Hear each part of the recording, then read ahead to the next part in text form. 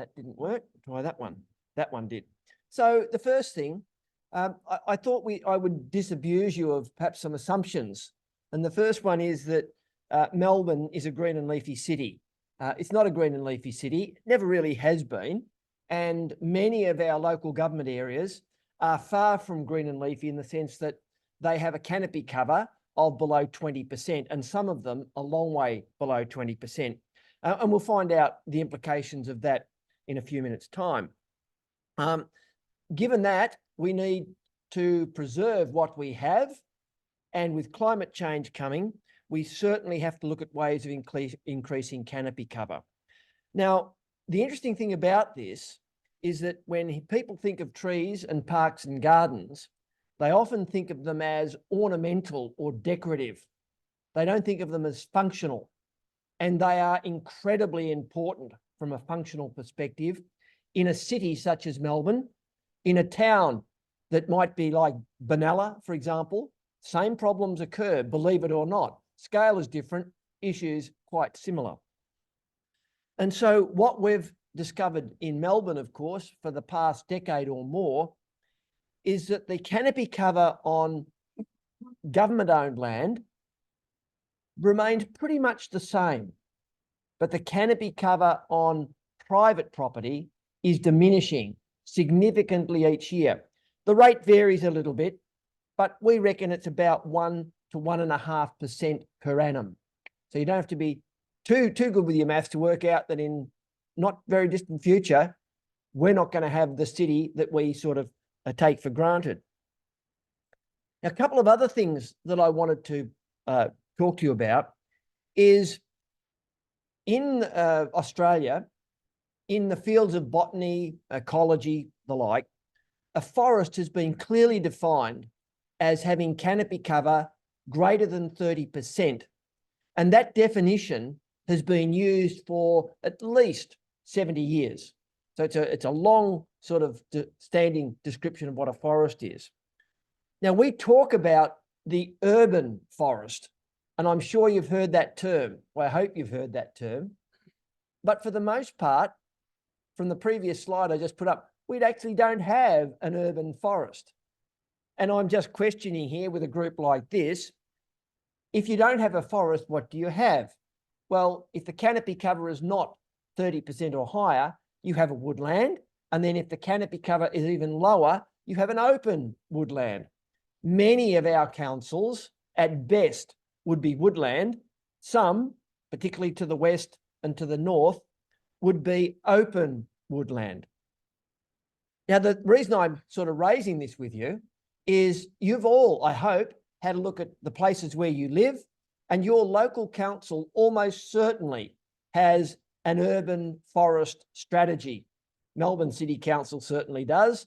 Most of the other councils around the sort of ring of Melbourne have an urban forestry policy. However, they're not actually managing, and they don't actually have an urban forest. Now, I'm just pointing out because you might assume that if you've got a group that's the urban forestry management team, that they are managing an urban forest. They're not. It's interesting how these terms come about. Now, the other thing that I want is in a few hours' time, you'll all be back in your homes, and tomorrow you'll be talking to people and they'll say, "What did you do yesterday?" And you'll say, "Oh, we heard some guy," because you'll have forgotten my name by tomorrow. Okay, you might even have forgotten it before I finish. And this is no reflection on you. And they'll say, "Oh yeah, and what did he talk about?" Trees in cities. Okay, so you've got that. And what was he saying? And you'll be hard pressed to remember. So I'm going to give you a few take-home messages. And this is one of the first. I'm going to ask you a question in a minute. Okay, so be on your toes. So the first one, is 30% an arboricultural magic number? And I think it is. So you've just seen that a forest is defined by having a canopy cover of 30%. To maximise the benefits of trees in cities, you need a canopy cover of about 30%. So what you find is the benefits accrue as you go up, and then you start to level off. You get to the point of diminishing returns, okay? And that point is at about 30%. And this is pretty well established in urban forestry and arboricultural literature. Quite a few studies done in other parts of the world, not that many, almost none in Australia, as you can imagine, but there are some. And my colleague, Lyndall Plant, wonderful name for a plant scientist, by the way, she did a brilliant PhD on the value of trees in an urban context in Brisbane. And one of the things she studied, very sophisticated statistical analysis, by the way, was what the presence of trees did to the value of a property. And what she found is as the canopy cover went up, the property value went up until you got to just 30%. And then it started to decline. Now, what this told her is that Australians want trees on their blocks of land, but they don't want too many of them, okay? So the figure is 30%. This 30% keeps coming up. So if I said to you, what should the target be for canopy cover in Australian towns and cities, you would all proclaim? Thank you. Now, the other thing about this is that there are some very interesting developments that have happened over the last 18 months or so. And some of these are really quite interesting, even though they've not happened in Victoria. And the first one, as you can see up the top there, is a South Australian Parliament announced a review into tree losses in Adelaide. And they announced this review just prior to Christmas of 2022, a bit over a year and a half ago. Now, does that sort of strike you as odd? The state parliament investigating what's going on at a local government level? That's very unusual. Can you imagine if the Victorian government tried to do that to some of the councils in Melbourne? There would be an uproar. So why did the state parliament do it? Because it was estimated that Adelaide had lost 11% of its canopy cover in the previous decade and was losing 74,000 trees from the Adelaide area per annum. That's a lot of trees. Now, I don't have to tell you, I hope, that Melbourne is worse. How much worse? We don't know. Why not? No one's collecting the data. So we know we're losing more because we know that overall the canopy cover is diminishing at least the rate it's diminishing in Adelaide. So that was a very interesting development. Now, I know what you're all thinking. What was the result of the inquiry? Well, you have to find out. I'm going to tell you. Okay, I'll let you into a few of the aspects in a minute. The next thing, the government, the New South Wales government, put away a few $1 million to pursue and perhaps implement the concept of natural capital. Have you heard of natural capital as an idea? This is the idea where you put a monetary value on a living thing. So, for example, if you ask me, what's an elm in Royal Parade worth? I can tell you, because we've been putting a monetary value on trees literally for 50 years. And the method I use, of course, is the Burnley method, okay, coming from Burnley. And what are those trees worth? Good one, about $35,000. This goes much beyond that. And the headlines for this New South Wales program was, what's a koala worth? What's a koala worth? That's how they attracted the media attention. And they're going to try and work out what the economic value. Now, I hope many of you in this room appreciate why they'd be doing this, because some of you would be going, living things have their own intrinsic value. You don't have to put $1 on them, surely. And we're in the GTAC facility, okay? So we know the value of living things. But in our society, if you want decisions to be made that recognize the value of living things, you put $1 on them, because the dollar is the currency of decision making. Okay. And if this gets up, it will make a difference. The other thing that happened, of course, was the IPCC delivered its last report on climate change. And just in a word, wasn't terribly reassuring, was it? Okay, far from it. For the first time, they really started to give an idea of how significant this is, because they've been pretty moderate, as scientists often are. We try not to catastrophize. We try not to go to the extremes. So we often sort of take for the middle ground, but not in that last IPCC report. Now, the question is, have any of these made a difference? And I would argue that at the moment, not a jot of difference. So these are things that have, whoops. Okay. Now, in the past few months, there have also been some interesting developments. The ACT, that green and leafy capital that was brilliantly sort of vegetated by Lindsay Pryor, the forester, their canopy cover is diminishing. Why? Various reasons. Can't get the trees, can't get the staff, haven't got the money, climate change itself, all having an impact. So they're losing canopy cover.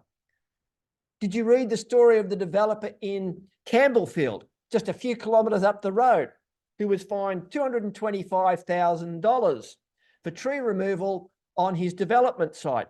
Now, I'm sure you're thinking to yourself, $225,000, that's a fair sort of fine, not a trivial one. Well, this is the deal. He then wanted to develop the site. The city of Hume said, no, we're not approving your development because you're a villain who dropped down all the trees. So the villain took the city of Hume to VCAT, that bastion of sort of environmental concern. And VTAC said, of course you can develop the site because there's no significant vegetation on it because he chopped it all down. Is that a bit bizarre? Is that getting to the point of almost Monty Python-esque humour? And what was the developer's comment about the $225,000? A bit of a cost of business, cost of doing business. That's not right. That should not be happening in the state of Victoria. It should not be happening in Melbourne. Next one.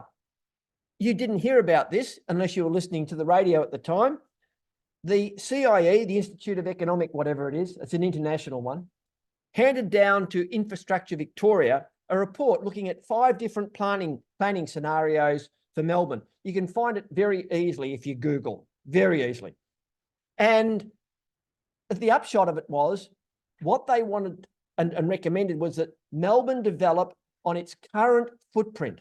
Doesn't get bigger, it develops on its current footprint. And in the analysis, it showed that if you followed that model or that scenario, the Victorian people would save $43 billion compared to the other options.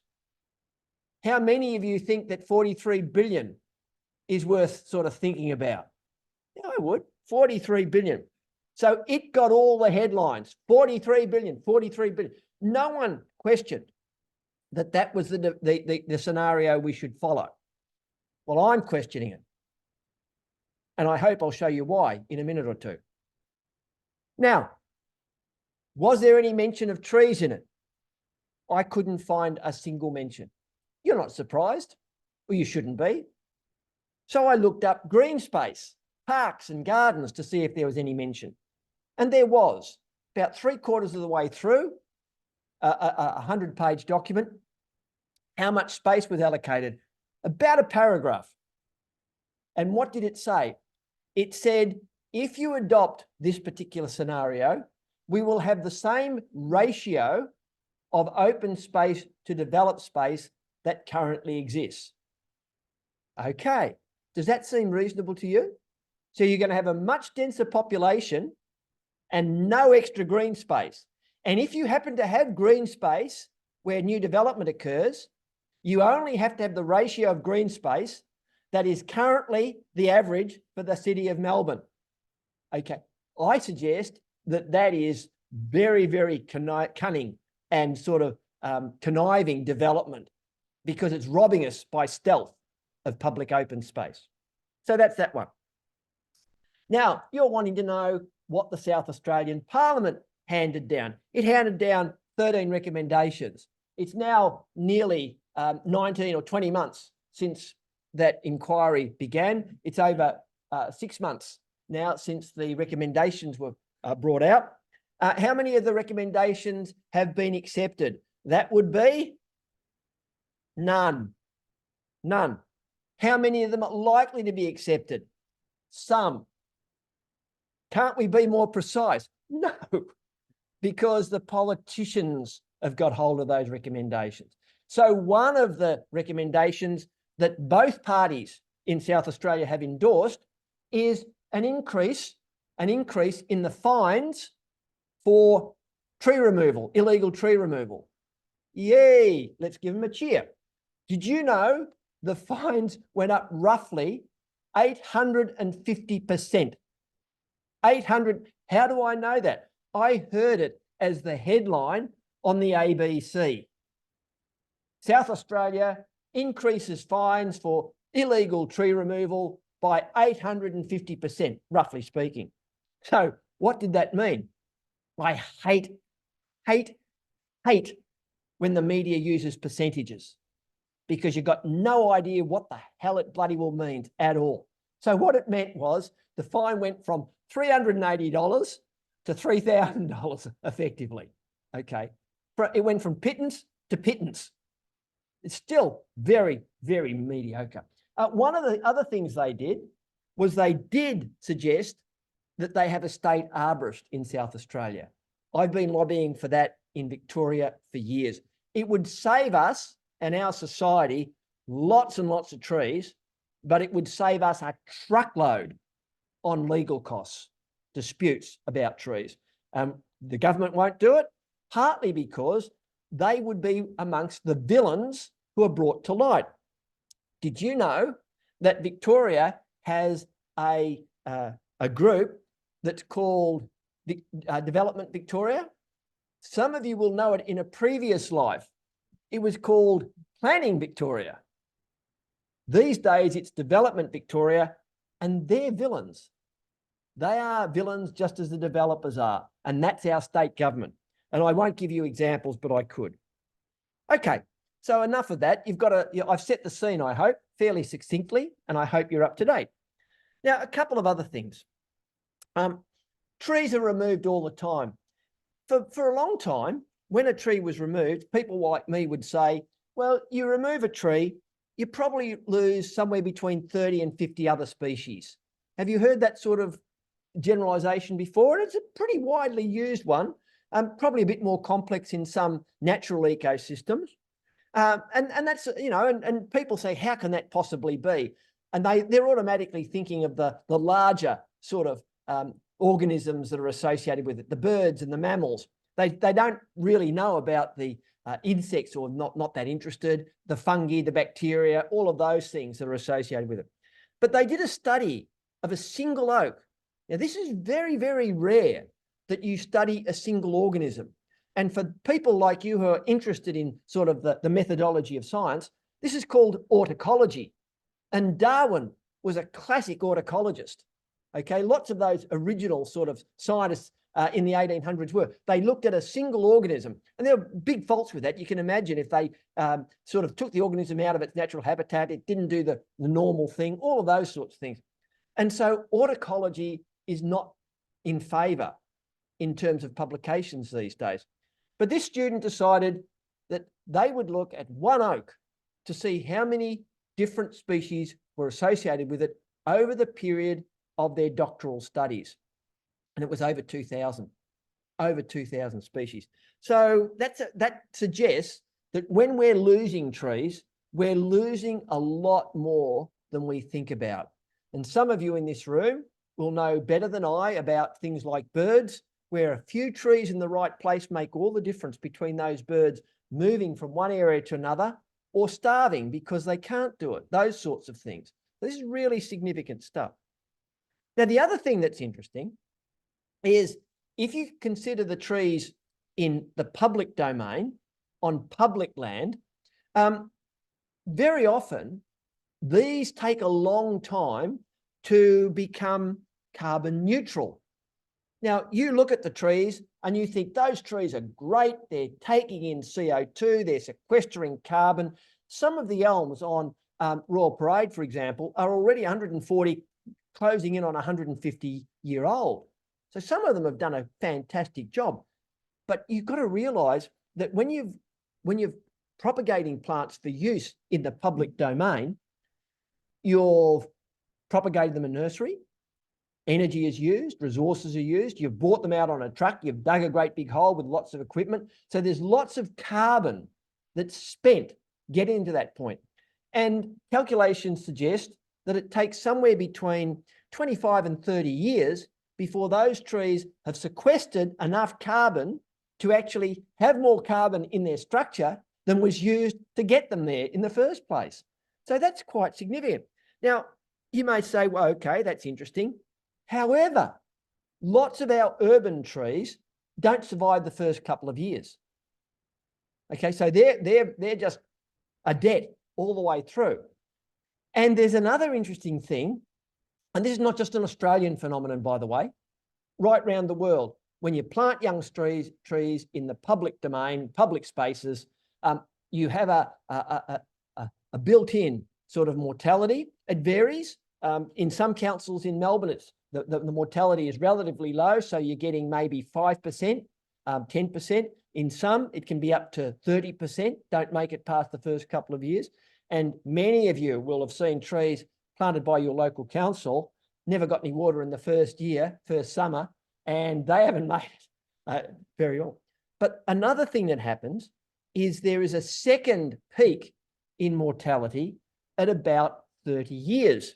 Now, that's catastrophic because those plants have done all that we wanted them to for 25, 30 years, and then they die. And the question is, why is there that mortality? It's not from anything natural. It's from us. So what have we done? We put services through their root systems. We've interfered with the roadway and all of those sorts of things. And of course, sometimes we've just chopped them down. So it's human activity that tends to see this second peak. And this situation, as I've noted here, is just ridiculous. It's completely unsustainable environmentally, and it's ludicrous from an an economic point of view, because we've accrued all the costs and we've reaped none of the benefits.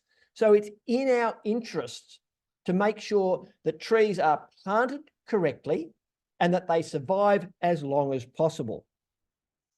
And we've done lots of work on this, by the way, local work. We know if you want the best way you can get value from a tree is to extend its life.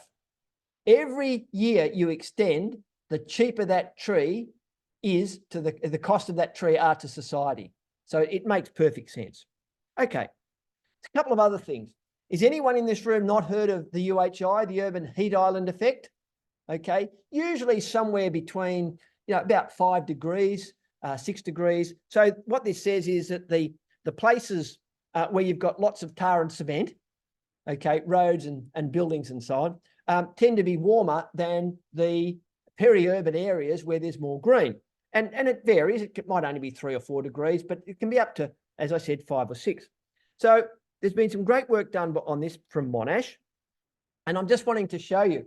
So I was always going to come and give this talk because I live on the western suburbs, and nearly all the talks that I do are to people in the east and to the southeast. And I'm guessing that some of the people in this room might come from those suburbs.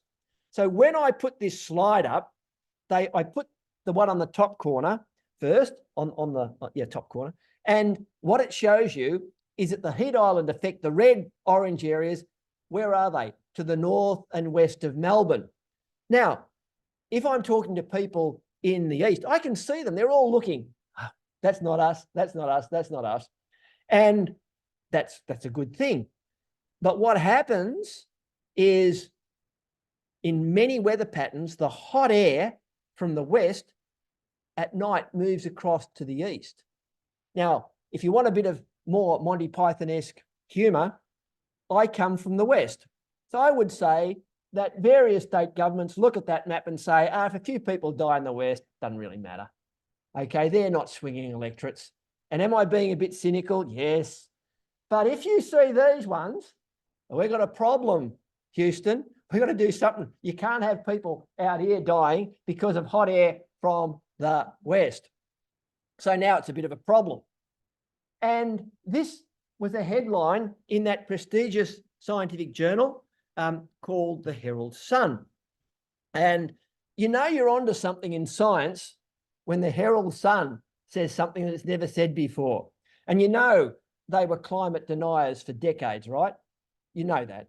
So when I saw this article in 2017, I was flabbergasted. I really was. Now, admittedly, they put it on page 23. It looks like it's a page 1, doesn't it? But it's on page 23. And the headline here, can you imagine the subby who did this?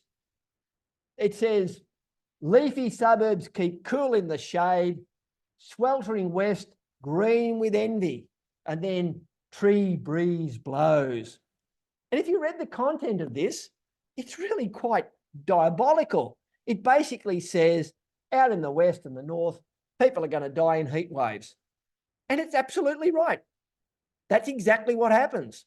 And we'll see about that in a second. So let's pause for a second and start looking at big picture and then getting into some detail.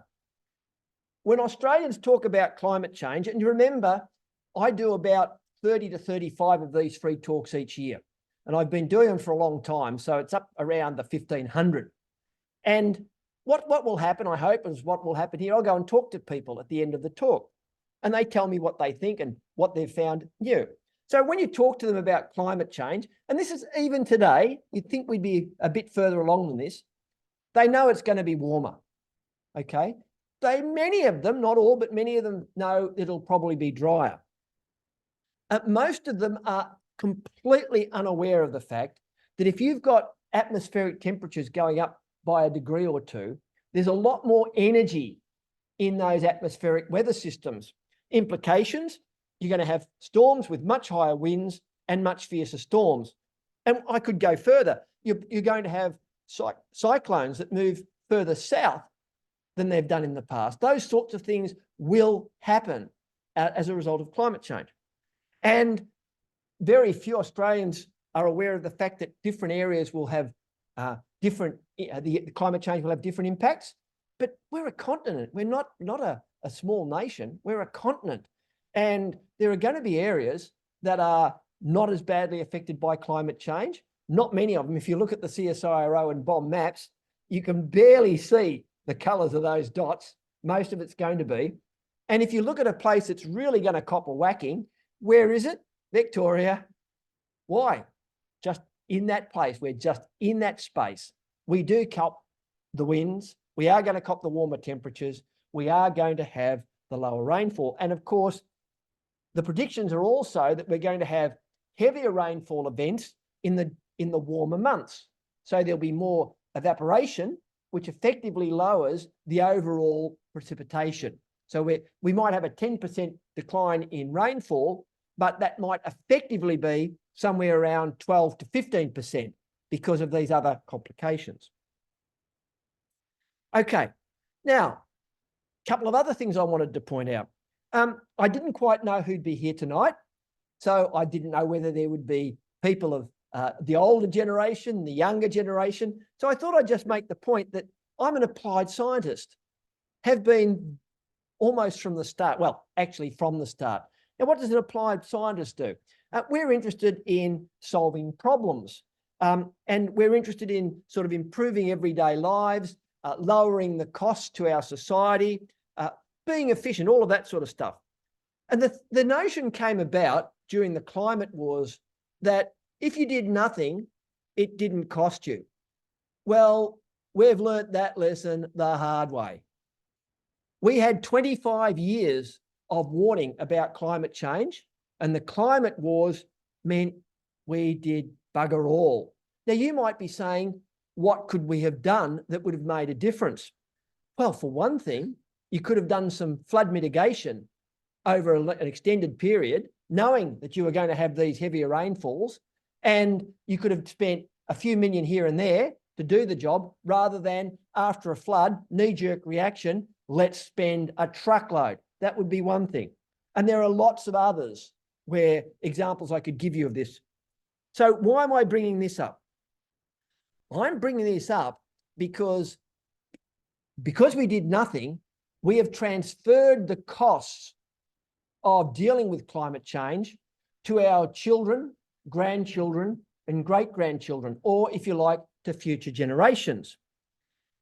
And I can see this happening all over again in relation to canopy cover. We have been warning, pleading with government, do something to protect the canopy cover in our state, and nothing has happened. It's worse than in South Australia, and the reason the South Australian government got involved is because they recognised that the cost to the state government of a lower canopy cover in Adelaide wasn't to be measured in the millions, it was to be measured in the hundreds of millions and billions. Now, Adelaide is a smaller city, South Australia is a smaller state. In a sense, it's the canary in the coal mine.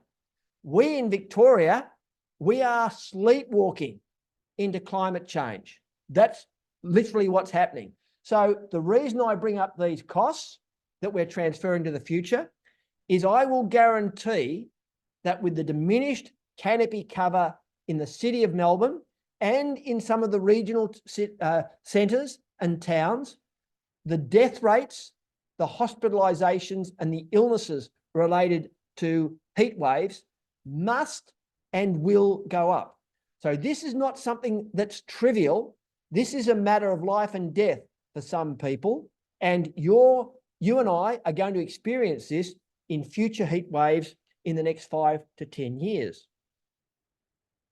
So, some detail now. Heat waves are the biggest killers of all natural phenomena of people. You probably heard that before. And in the Black Saturday fires of 2009, I'm guessing that every one of you, like me, remembers how many people were killed in the fires. It was 173. It's etched into our memories. But did you know 374 people died in the heat wave that surrounded Black Saturday? Well, that's the figure. The greatest number of deaths were in the western and northern suburbs. There were a few other little spots around the place. And what the Department of Health did is, this was a big number. This is a wake up to the call for the Department of Health. And they, on a map, they plotted where people died. And they found that people didn't die uniformly across the state. They tended to die in groups in certain parts of the city. And so they looked for a correlation. And the strongest correlation that they found was people died where there was a lack of green space and canopy cover. Now, that's not causal. You know the difference between cause and effect. So this is correlation, but it's a very, very strong correlation. So strong that the Department of Health looked at places where there was low canopy cover and no deaths to find out what's going on. And what they found there is these were new developments, no trees, young people who air conditioned their homes 24/7 for 10 days in a row. If you couldn't afford to run your air conditioners in those properties, you couldn't have lived in them. That's how bad this is. And so they know what's going to happen in the future. And in some of these newer states, there is nothing anyone can do because there is no space for canopy cover. They haven't allowed for it. So this is really, really significant. Just as a matter of interest, in 2014, how many of you remember that heat wave? One. I'm surprised. Almost nobody. I think it was 3 days. Is that right? 3 days. 166 Victorians died in that heat wave. It's a significant number. Now, there are other interesting reports. I'm associated with a group called TreeNet, and they are a South Australian group. And that's why I'm sort of very familiar with what's going on in South Australia. And in our conference in 2016, we broke from the normal tradition. And our normal tradition at TreeNet, which deals with street trees, is to have people talking about street trees. You'd expect that, wouldn't you? But what we got 3 medical people to address us as the first 3 speakers. And amongst them was an epidemiologist. Now think about it. You all know what an epidemiologist is now, and you can all say the word. Back in 2016, no one had a clue what these folks did.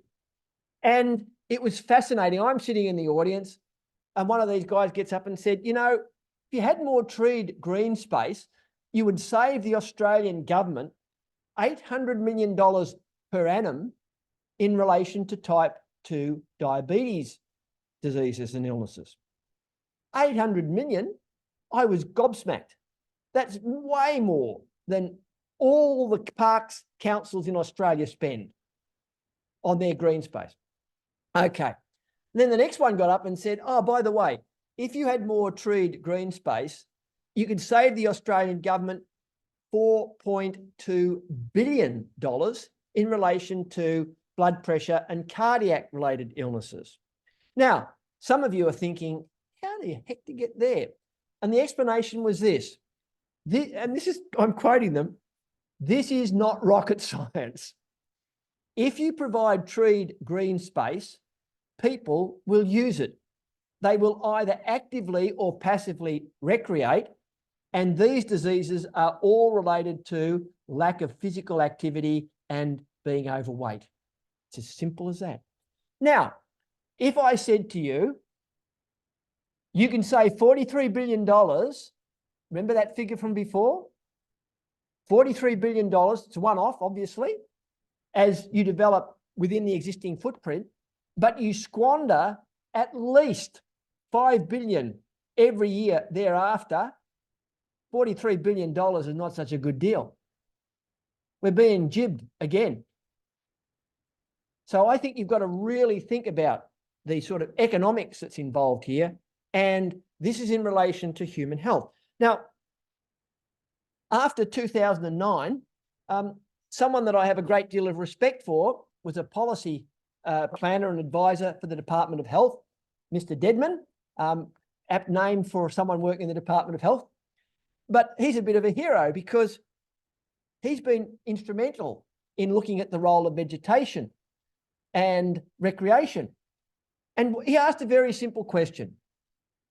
He said, if we could get 1 to 2% more Victorians actively and passively recreating, how much would we save the Victorian health budget back in 2010?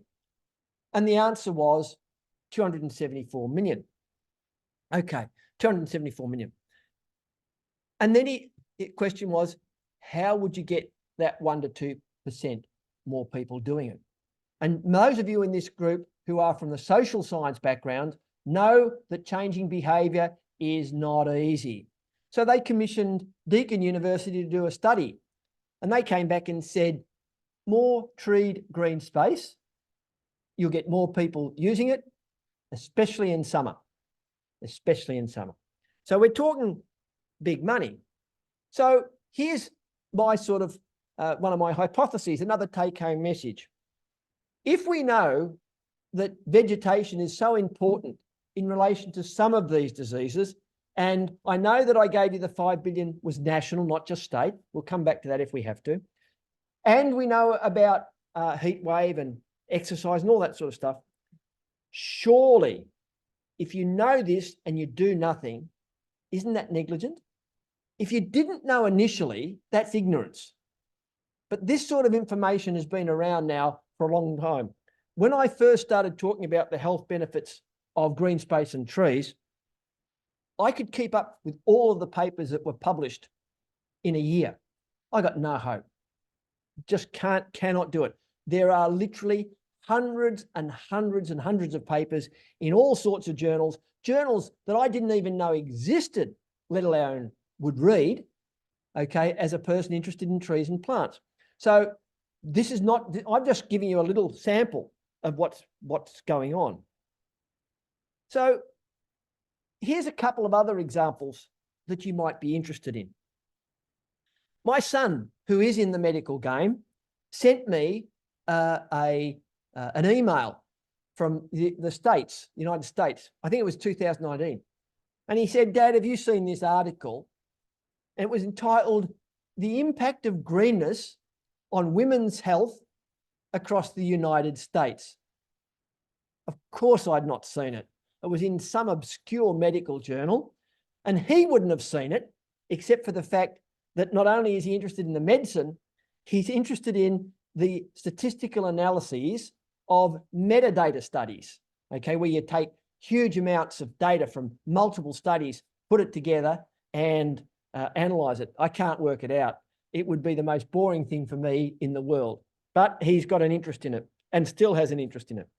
And he said to me, "Any of the conclusions in this paper you can use with an assurance that the data is solid." He said, "Sometimes these studies in medicine have very small numbers." He said, "But this one, lots of data points. It's really solid. You won't be caught out." Okay, so the first one, lower heatwave related deaths. You know that, I've mentioned it. Lower overall crime rates. Interesting. Why? Because there is an urban myth in Australia that if you have trees, villains hide behind them and they leap out and attack people. Okay, but the data is the exact opposite.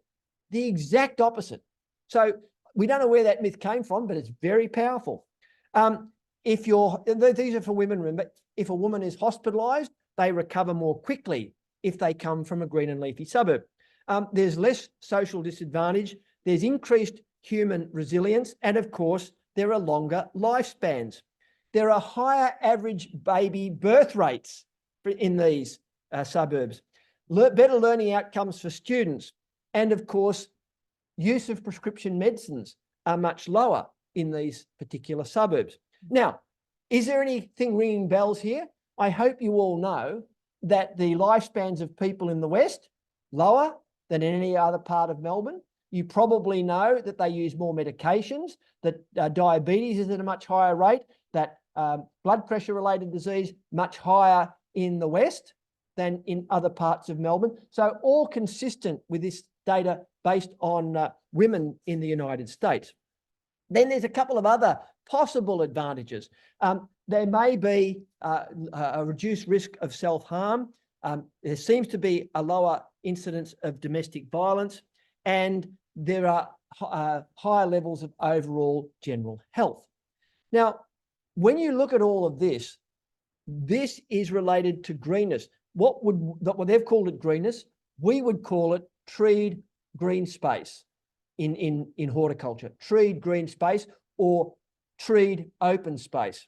I'm a bit wary about using the word open space because a lot of our green space is moving from green space to open space. There's an awful lot of paving, in other words, going into some of these areas. So you can imagine when you start putting all of this together, you're not talking about a few $100 million. You're talking about billions of dollars every year. Shopping centre owners, I didn't know whether there'd be anyone up to this, and I'm not going to go through all of these, but I just thought it was interesting. You probably know that in certain country towns and in certain Melbourne suburbs, there are strip shopping centres, and some of them have trees out the front. And sometimes the business owners would like to have those trees removed so they could get an extra parking space or two. Have you heard that sort of theory? And this has actually happened in a couple of places. I hope that some of you in this room are old enough to remember what happened in Ferguson Street, Williamstown. Anyone remember that? A few, well done. So Ferguson Street, Williamstown had a lovely centre sort of median, parking and also some spotted gums. And the local traders agitated for the spotted gum spaces to be made smaller and to get a few extra cars in so that their businesses would prosper. And the council engineer and CEO acceded to their requests. And it's interesting because they went to the horticulturist and said, this is what we're going to do. And the horticulturist said, if you do this, these trees are in big trouble. We are not involved. We're out of here. And the engineers said, well, you don't know anything about anything because you're not engineers. So we're not going to listen to you. So I got a tip off from one of the horticulturists. This is what they're going to do. You might want to go and have a look. So I went to have a look. And sure enough, they'd taken out the little island. They cut through the roots to expand the parking spaces. The trees wilted overnight, so you didn't have to wait a long time for the response. The insurers for the local council said, we won't insure you against anything that those trees do because of what you've done. And the trees were removed on a Sunday morning at 5 a.m. 5 a.m. They're all gone. So that happy little story, isn't it? So what actually goes on? Well, first and foremost, the information there about the benefits of trees and shade for shopping complexes has been around for over 20 years. And what it tells you is people will stay for longer, they'll spend more, they're more likely to show loyalty to you. And the other, there'll be fewer vacancies in your strip shopping centre, and people come more often. And this is particularly true of women with young children. Okay, they want the shade.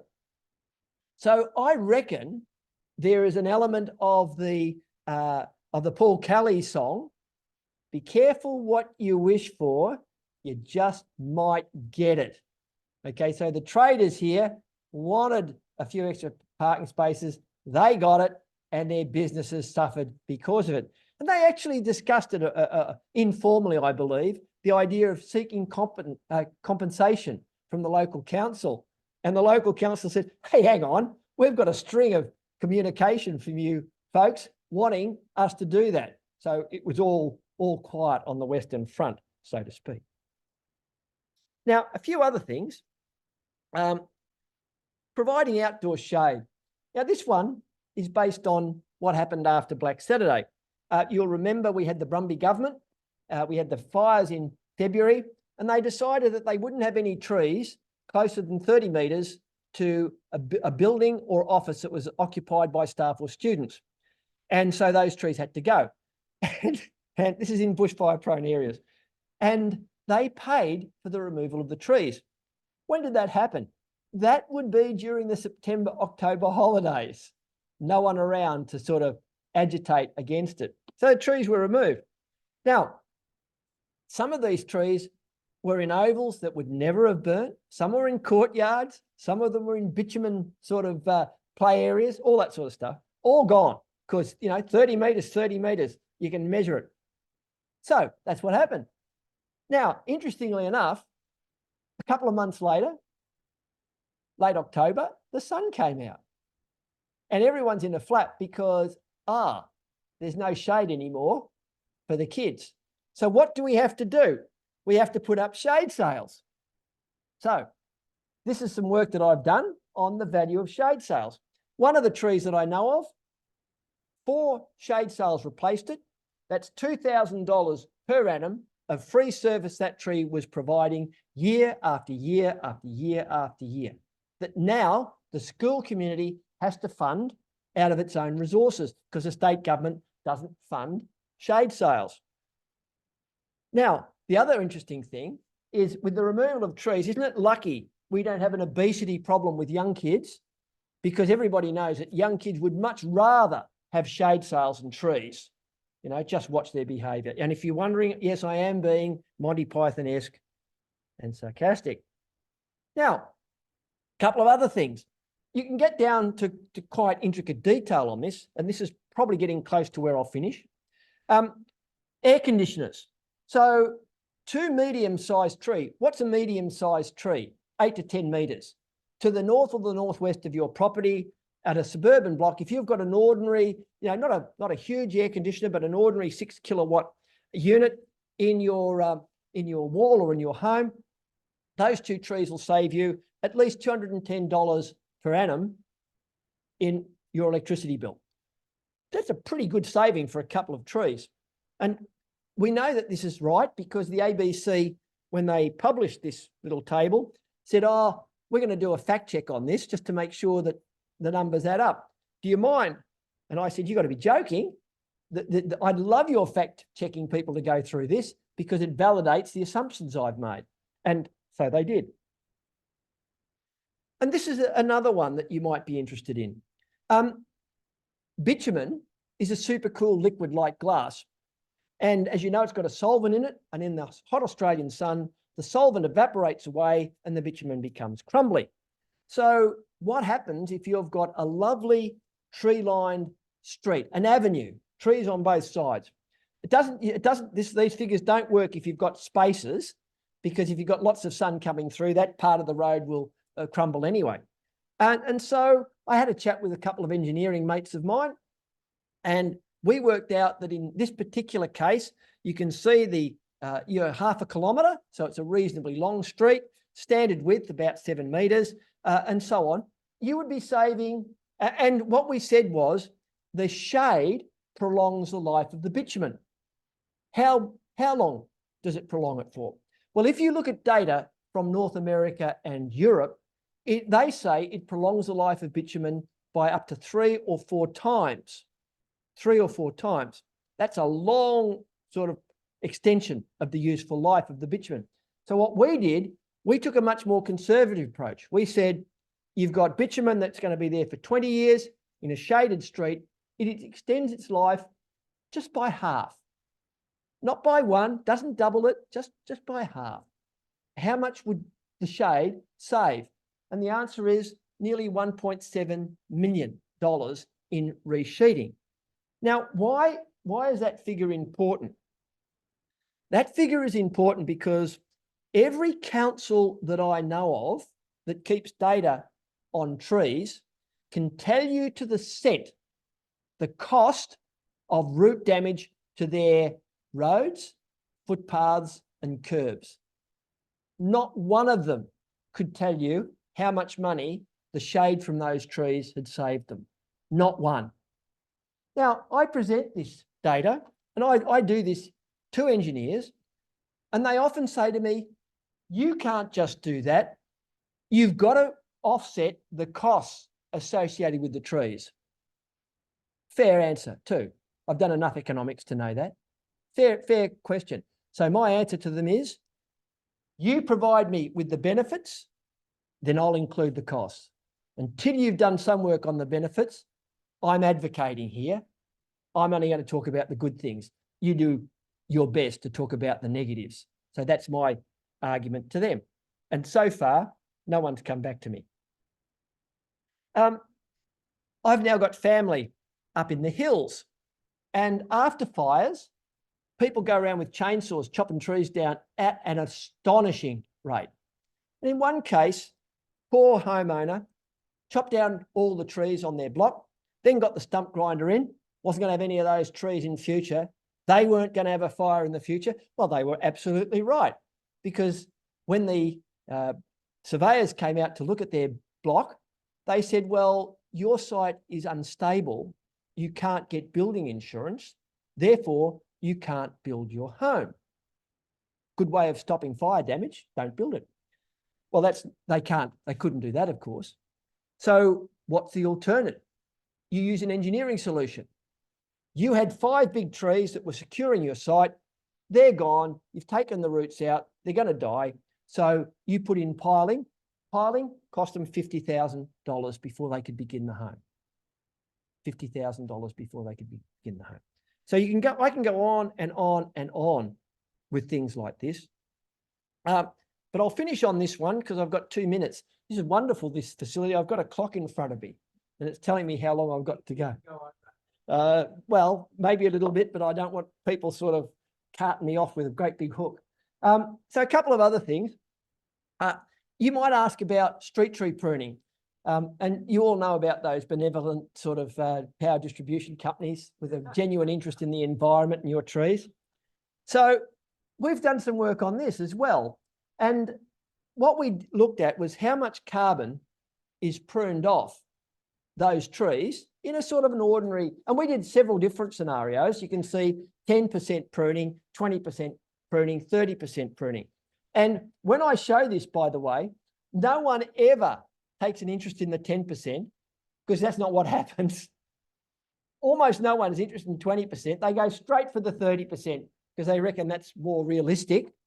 And what you'll find is this is for a group of trees and you remove the trees, 100 trees, because the reason I did it for 100 trees is because contracts for clearing streets are normally in hundreds and sometimes in thousands, okay? So your local council subcontracts the line clearing people to do the work. And what you'll note is that if you prune these 100 trees, and it depends when you do it, you're pruning off about $4,500 worth of carbon. How do we get that figure? We used the $23 per tonne figure, which is the only price that's ever been put on carbon in Australia, and that was done by the Gillard government. Do you remember?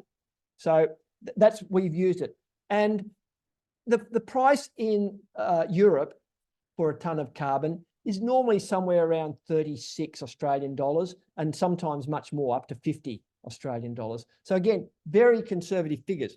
Now, why do we have these figures? Well, I would imagine that every one of you in this room has been told you can't put electrical services and other utilities underground because the cost is prohibitive. You heard that? And yeah, you've heard it. And you probably know that in the Royal Commission that followed the Black Saturday fires, a whole range of recommendations were made. Only one was not accepted by the government. Does anyone know which that one? It was undergrounding. And the reason they didn't accept it was it's too expensive. And interestingly enough, if you look at this and you work out how do you actually make a case that it's too expensive, installation costs are much higher for undergrounded services, much, much higher, okay? But what about maintenance costs? Well, they're lower, much, much lower. What about environmental value and other? Not considered. What about the cost of carbon? Not considered.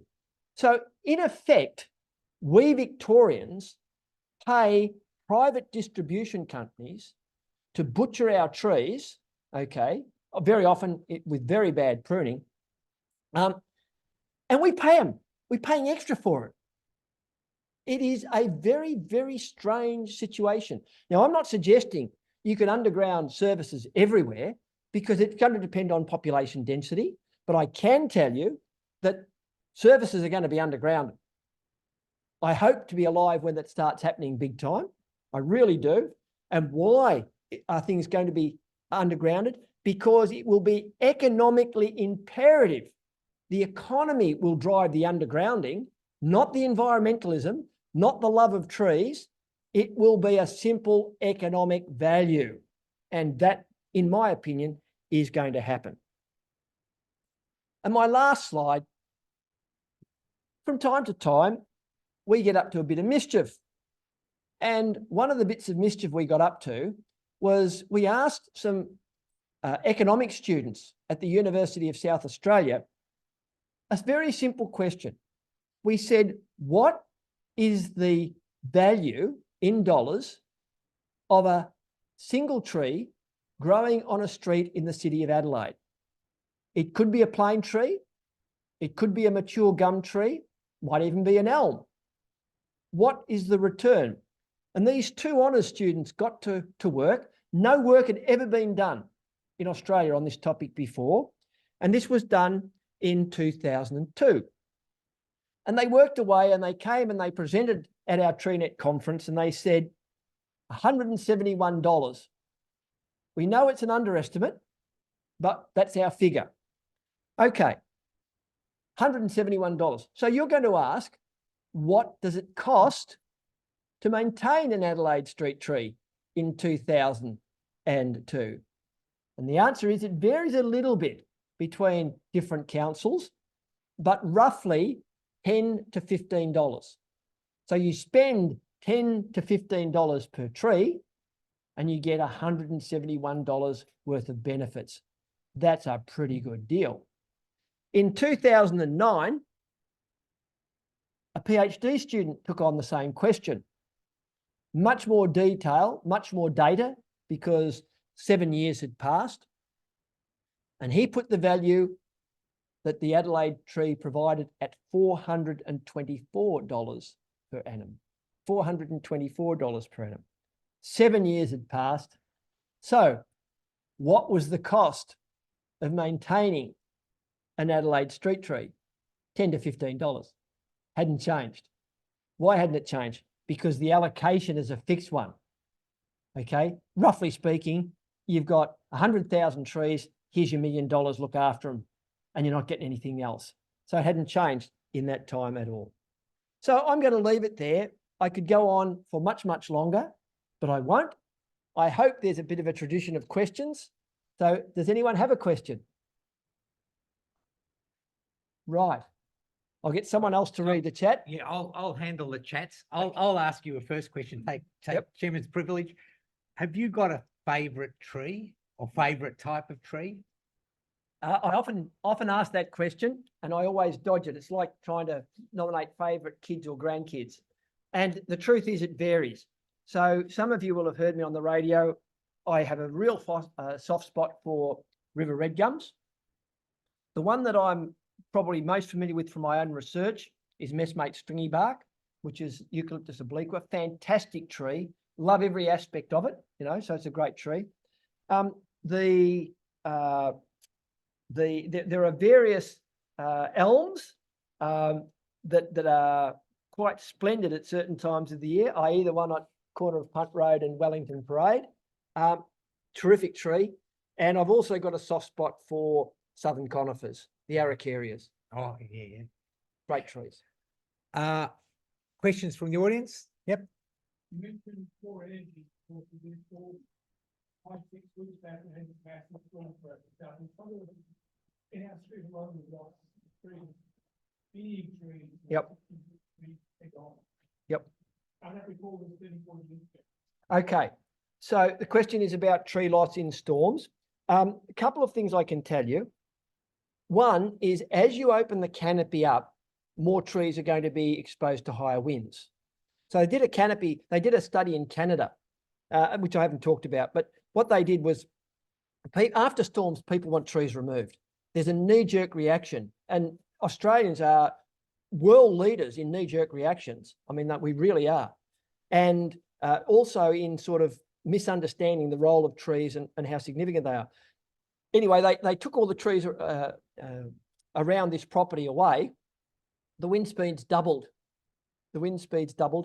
And what had been a reasonably energy efficient dwelling was no longer. It lost a lot of energy. So the thing here is, if you open the canopy, you're more likely to lose trees. So trees are more likely to fall in suburbs that are having trees removed. They're more likely to fall when you open up roadsides. So there's going to be more tree failures along our roadways because after bushfires, councils are taking federal government money, knocking trees down and opening it up. So you'll lose more trees. And the other thing is, if the winds come from the east or southeast, many of the trees have not been exposed to those strong winds from that direction before. Now, and that means their root systems are not geared up. So whole tree failure, which we call wind throw, is more likely under those circumstances. People then say, well, if you're going to have more winds from the east and southeast, haven't we got a problem? And the answer is yes and no, because what trees do is if a tree's been in a storm and had its roots tugged, okay, then its automatic response is to produce more roots. So over the next few years, they will produce root mass and more roots on that side. And so they should become more stable. So that answers your question as best I can. So there's a question from the chat from Leanna Dalton. She says, what's the best thing that we as individuals can do to improve tree canopy percentage? Okay, the best thing that we as individuals can do is to lobby the state government about its planning laws. because very often Victorians, like all Australians, love to take cheap shots at their local council. And so as soon as something goes wrong, you all go, oh, the council, what do they know? But very often the council is following the state planning guidelines, and Victoria's state planning guidelines are not canopy or tree friendly. Okay, so we've slipped. Some of you in this room will remember days when Victoria sort of prided itself on being a leading state in terms of the environment. Rupert Hamer was probably the first genuinely green premier or politician in that leadership role that we had. Those days are gone. We are way behind what they're doing in New South Wales and in Adelaide. So lobby your local MP and try and get your council to make sure that their planning frameworks support the trees that already exist. A very simple way of doing this, by the way, is if you've got significant trees, your local council should have a significant tree register. Many of them do. And any tree on that register should be protected under the planning scheme or planning overlay. That's what ordinary citizens can do. Yeah. The critical trend over time from the old quarter-acre block has now approached 350 metre squares in some new suburbs of Sydney, where there's no nature strip, barely any green in the backyard, no trees at all in the entire neighbourhood, which is presumably exacerbating that heat island effect that we're talking about. Yes, many of the new developments are exacerbating the heat island effect problem, and they're doing it in capital cities, all of them. Perth is probably the worst. The state government in Perth, just the week before last, rejected one of the more influential councils seeking to protect their trees. But you'd expect that, wouldn't you? I mean, out in the West, they're not going to be told what to do. So, but interestingly, Perth is in real strife. There are going to be many, many days where the temperature is above 40 and the lack of trees is going to make life almost unbearable and may actually make it, some suburbs, almost unlivable. But it's not just there. If you drive up the Hume Freeway or you go out to Ballarat or you go up through Bendigo or you go to a place like Warrnambool, you'll find exactly the same estates in these country towns. And some of those, in those little pockets, the heat in summer is extreme, to say the least. So they are courting heat wave disasters in some of those places. It's a big issue.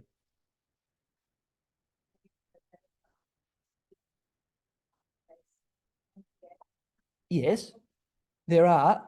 Look, some of the councils, many of the councils' officers know exactly what's going on here. So, for example, the City of Melbourne, their urban forestry strategy is, a really good document. I've endorsed it. I've encouraged other councils to try and look at it.